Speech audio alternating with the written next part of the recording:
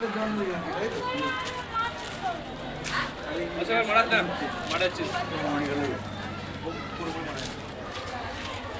Vice, আজকে national youth day 12 জানুয়ারি। আমরা সেই জন্য পাড়ার ছেলেরা সেলিব্রেট করছি। পাড়ার ইউথ বিবেকানন্দের ফটো মালা দিয়েছি।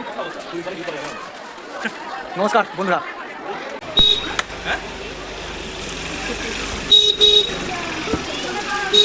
এরম ভাই কি একটা বিবেকানন্দ বলতে চাইছি আমাদের। নমস্কার, আজকে বড়গাছিয়া বিবেকানন্দ পল্লীতে আজকে 12 জানুয়ারি বিবেকানন্দের জন্মদিন। সেই উপলক্ষে ন্যাশনাল ইউথ ডে, সেটারই আমরা আজকে পালন করছি অনুষ্ঠান। পাড়ার ছেলেরা অনেকেই নেই, খুবই কম আছে, 20-30% ছেলেরা আছে মাত্র। কিছু করার নেই, তাই আমাদের করতে হচ্ছে।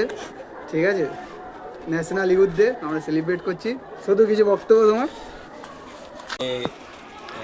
পরের বার থেকে যেন আরেকটু ছেলে, কাজের ছেলে যেন একটু বাড়া হোক, কারণ এত ছোট করে মানাচ্ছে না ব্যাপারটা, আর আরো যেন বড় হোক, সেটাই চাইবো। দেব কিছু বক্তব্য? দীপ বলো ছোট করে কিছু। আজকে এই 12 জানুয়ারি উপলক্ষে আমাদের পাড়ায় আয়োজিত হয়েছে, আজকে ন্যাশনাল ইউথ ডে উপলক্ষে আমাদের একটা অনুষ্ঠান আয়োজিত হয়েছে। আমাদের যদিও কিছু ছেলেমেয়ে নেই, তবু আমরা সবাই মিলে আমরা এটা আয়োজিত করেছি। আমরা ভালোবাসি সবাই মিলে একটুখানি করে আয়োজিত করেছি, সবাই মিলে আনন্দ করছি।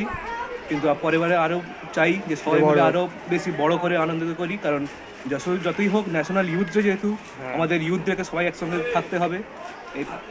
এরকমভাবেই আমরা সবাই একসঙ্গে থাকবো, এই নিয়ে আলোচনা শেষ করছি।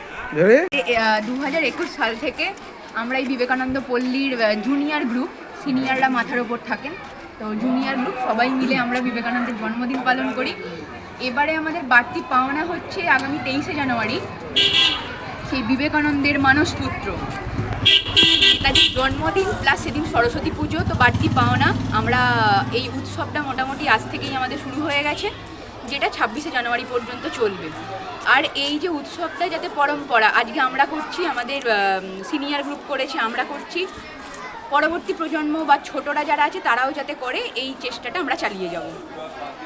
ধন্যবাদ।